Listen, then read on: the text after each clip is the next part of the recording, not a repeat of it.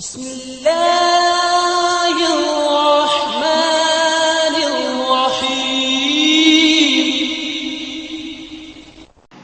alaikum students, I hope everyone will be fine. Today we'll discuss physics class 10 federal book chapter number 13 electrostatic conceptual questions.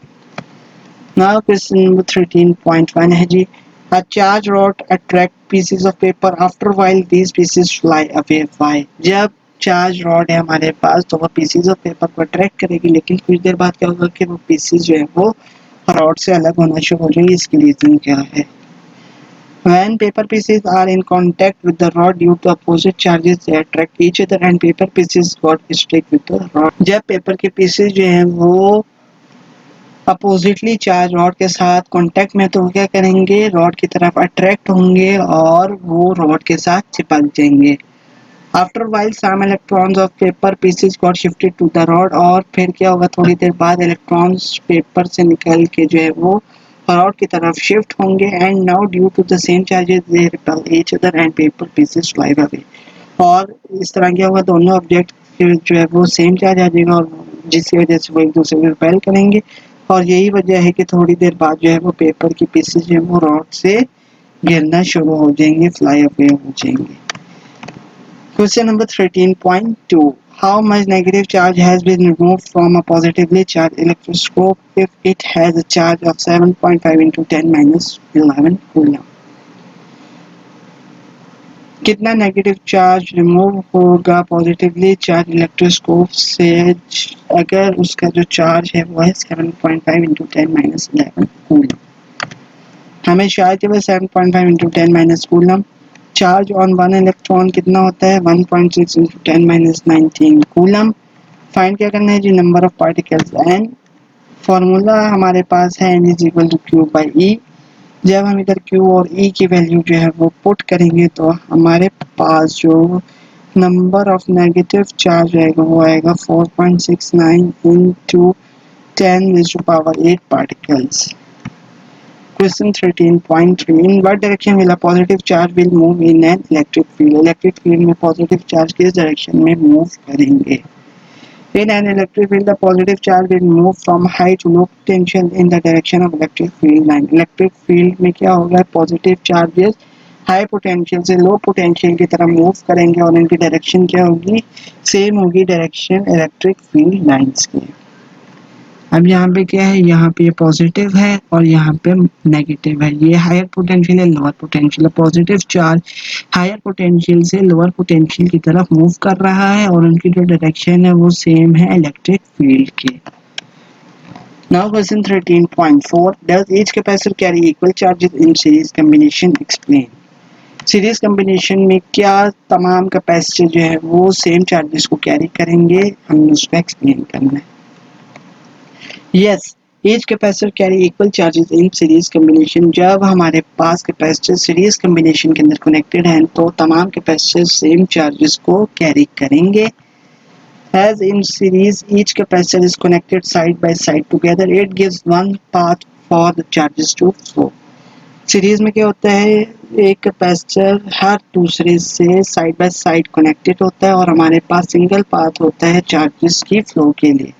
Therefore, charges remain same in each capacitor, जिसकी वजह से हर capacitor के ऊपर जो charges हैं वो same रहेंगे.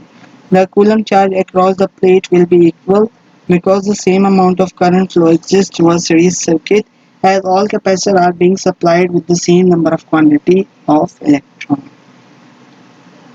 और जो हमारे पास चार्ज है across each plate वो क्या रहेगा, सेम रहेगा, क्योंकि जो सीरीज के अंदर है वो क्या होता है, करंट सेम रहता है और तमाम कैपेसिटर्स को हमने सेम अमाउंट ऑफ इलेक्ट्रॉन्स दी हुई है, जिसकी वजह से जो हमारे पास सिंगल पाथ होगा और हमारे पास हर कैपेसिटर के ऊपर इक्वल चार्ज स्टोर होगा. यहाँ पे अब ये क्या है, C1 C2 C3 ये सीरीज में कनेक्टेड है. Question 13.5. Each capacitor in parallel combination has equal potential difference between its two plates. Justify the statement. Parallel combination capacitors में equal potential difference होगा दो प्लेट्स के दरमियान. हमने इस स्टेटमेंट को जस्टिफाई करना है. Each capacitor in parallel combination has equal potential difference between its two plates.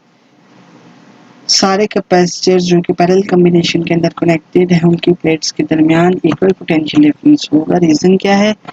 In parallel combination, the charge through each capacitor has the same entry and exit point. Hence, potential difference across each capacitor will be the potential of exit point minus potential of entry point, which is the same for both.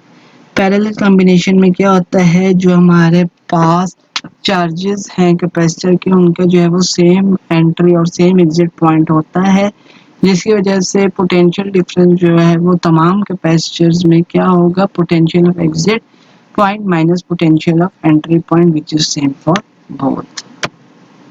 अब यहाँ पे क्या है, हमारे पास same exit और same जो है वो एंट्री पॉइंट है, तो हमारे पास जो पोटेंशियल होगा वो क्या होगा, potential of exit point minus potential of entry point, तो हमारे पास वो सेम ही रहेगा। नाउ क्वेश्चन 13.6 है जी, perhaps you have seen a gasoline truck filling a metal chain beneath it. What purpose does the chain serve? जो हमारे पास gas या petroleum की जो ट्रक्स होते हैं उनके नीचे जो है वो मेटल चेन लटक रही होती है, उसका पर्पस क्या है? The tires of truck moving on the ground due to friction acquire negative charge due to the movement of electron from ground to the tire. जो ट्रक के टायर्स हैं वो ग्राउंड के ऊपर मूव कर रहे होते हैं, जिसकी वजह से फ्रिक्शन होता है, तो फ्रिक्शन की वजह से क्या होता है, जो टायर है वो नेगेटिव चार्ज एक्वायर कर लेते हैं। ये किस वजह से होता है, जो मूवमेंट ऑफ इलेक्ट्रॉन होती है ग्राउंड से टायर की तरफ। The metal body of the truck near the tyre become positively charge by electrostatic induction. और जो मेटल बॉडी होती है ट्रक की टायर के करीब करीब वो क्या होती है, पॉजिटिवली चार्ज हो जाती है by the phenomenon of electrostatic induction. The negative charge on the tire and the positive charge on the metal body may cause sparking, which can ignite the petrol and cause a fire. और negative और positive charge जब आपस में एक दूसरे को attract करेंगे तो उससे क्या होगा, स्पार्किंग प्रोड्यूस हो सकती है, जिसकी वजह से जो हमारा पेट्रोल है वो जल सकता है और आग लग सकती है। इस नुकसान से बचने के लिए हम क्या करते हैं, ट्रक के नीचे जो है वो मेटल चेन को लटका देते हैं, so that positive charge on the metal body get neutralized by the electron coming from the ground through the metal chain. इसकी वजह से क्या होता है, जो बॉडी के पॉजिटिव चार्ज हैं वो न्यूट्रलाइज हो जाते हैं by the electron coming from the ground through the metal chain. Now question 13.7 है, if high voltage power lines fall across your car while you are in the car, why should you not come out of the car? अगर हमारे car के ऊपर जो है वो high voltage power line गिर गई है जबकि हम कार में मौजूद है, तो हमें कार से बाहर क्यों नहीं आना चाहिए, उसकी रीजन क्या है? It is recommended that you should not come out of the car when a high voltage power line falls across your car. अगर हमारी गाड़ी के ऊपर हाई वोल्टेज लाइन गिर गई है तो ये रिकमेंड किया जाता है कि हमें कार से बाहर नहीं आना। इसकी रीजन क्या है जी, if you come out of the car the path of the current got complete and there is a chance that you may suffer from high voltage current. और अगर हम कार से बाहर हैं, ये हमारा पाथ जो है वो जमीन के साथ कांटेक्ट करेगा तो क्या होगा, जो हमारा पाथ है करंट का वो कंप्लीट हो जाएगा और हम जो है वो हाई वोल्टेज करंट जो है वो उससे सफर कर सकते हैं।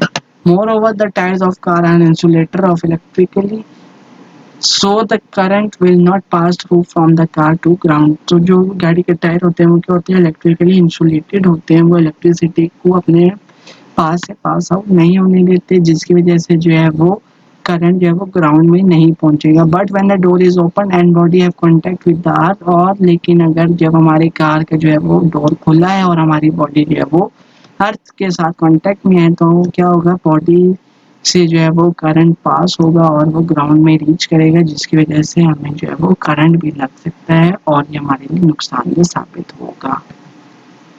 Now question 13.8 है जी, explain why a glass rod can be charged by rubbing when held by hand but an iron rod cannot be charged by rubbing if held by hand. अगर हम ग्लास रॉड को hand से रब करेंगे तो वो charge हो जाती है, लेकिन आयरन रॉड को अगर हम हैंड से रब करेंगे तो वो चार्ज नहीं होती, उसकी वजह क्या है? Yes, a glass rod can be charged by rubbing when held by hand, but an iron rod cannot be charged by rubbing if held by hand. Reason क्या है? Glass is bad conductor of heat and electricity. So by rubbing glass rod got charge and do not transfer charge to our body which is best conductor.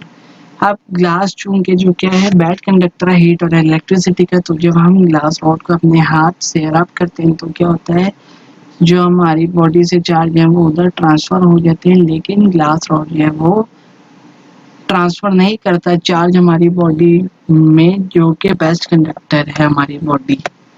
While iron is a good conductor of heat and electricity, thus iron rod on rubbing transfer charges into that through our body, thus it cannot be charged by rubbing if held by hand.